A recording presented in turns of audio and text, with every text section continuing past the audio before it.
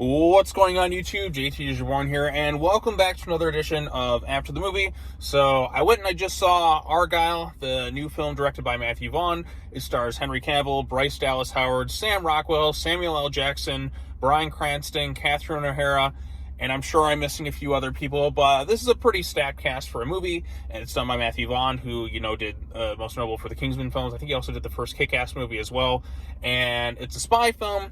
Henry Cavill, John Cena's in it too for a little bit, but it's not too much of the film. So this is kind of an interesting movie in a lot of ways. So the focal point is about this author who writes these spy novels, which turns out are predicting true events, if you will. I mean, there's some twists and turns that kind of reveal why she knows what's going on, but she writes a spy novel series for a character known as Argylle.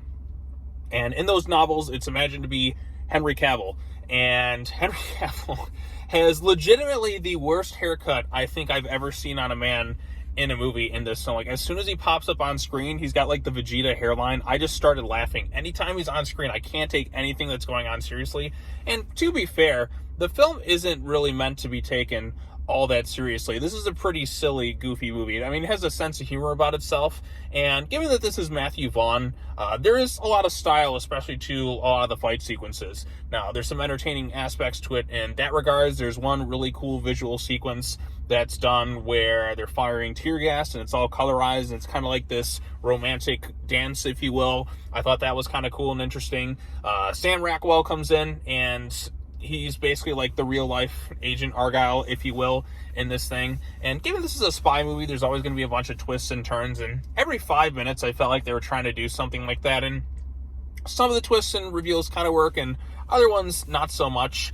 I thought it was kind of interesting because in the author's books, she envisions Henry Cavill as this character of Argylle and John Cena and all that, and Dua Lipa, or whatever her name is in there as well. And that stuff is all over the top, kind of cartoony and ridiculous. And I was definitely having some laughs on it. There's some stuff there. She also has a cat as well, and the cat gets involved in some of the fight sequences at one point, and it's all pretty silly stuff. And like I said, this is a film that I think a good amount of people may come away kind of enjoying. It gets pretty silly about itself. It never takes itself all that seriously. It's trying to have a good time. It's at least stylized and visually interesting to kind of look at. You can definitely see some of the money on screen, but apparently this film cost $200 million to make, and you don't always see that because there are sequences with really not so great looking VFX. There's a lot of cool practical looking stuff, but then there's other parts that look a little bit off at times, like when Henry Cavill's driving down the side of a building. It definitely doesn't look all that great, but again, it's meant to be kind of silly and over the top for the spy novels that she's writing. And there are some reveals, especially with what this movie is connected to. Perhaps it is another Matthew Vaughn film of sorts.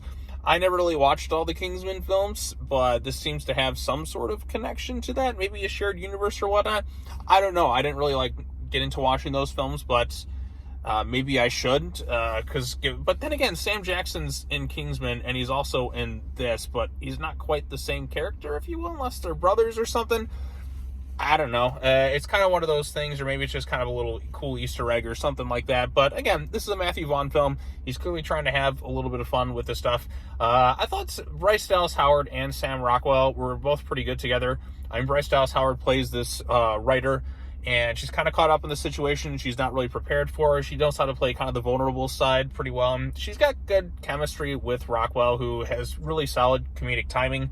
There's some times that was kind of weird, where she'd see Henry Cavill in the fight scene, as Sam Rockwell's fighting these people, it cut back and forth between him and Henry Cavill.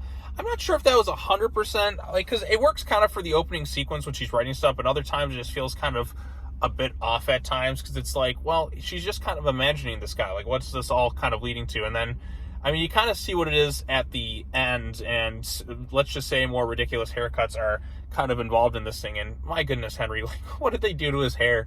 It's so distracting every time he's on screen and talking. And there's one scene where he tries to slick it back and look cool. I'm like, nobody can make this hairstyle look good. It's so bad. But they kind of poke fun of it. And at one point in the movie, I talk about the hairstyle, if you will. Bryan Cranston's in it. He plays one of the villains, if you will, alongside Catherine O'Hara.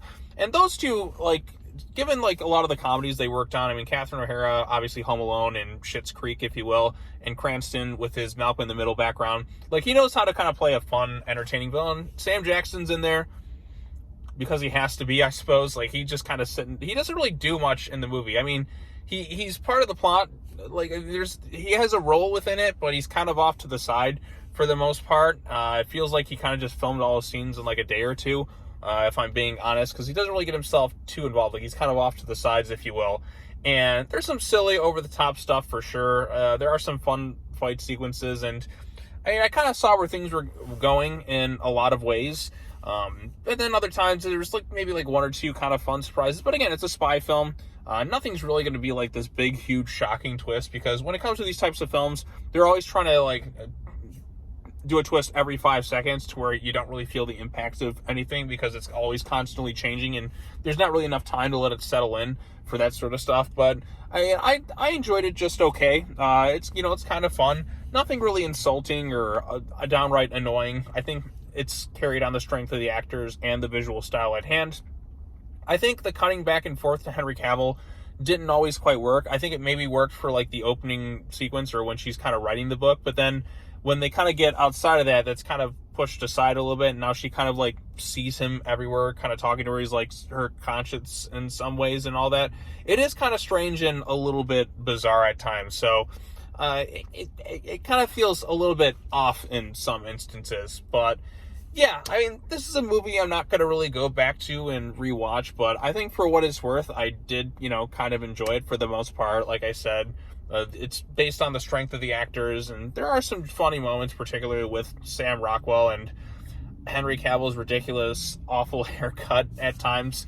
And there's a nice bit of visual flair to it. I mean, I think the sequence that stands out to me the most is the one where you got they're firing tear gas, if you will, and it's all like different colors and all that, and it's like a dance routine or whatnot. And I think that at least like looked interesting enough. So, but yeah, so what did you think of Argylle? If you've seen it, post your comments down below. Be sure to like this video, share it with your friends, subscribe to the YouTube channel for more content, hit the bell for notifications, all the other fun stuff.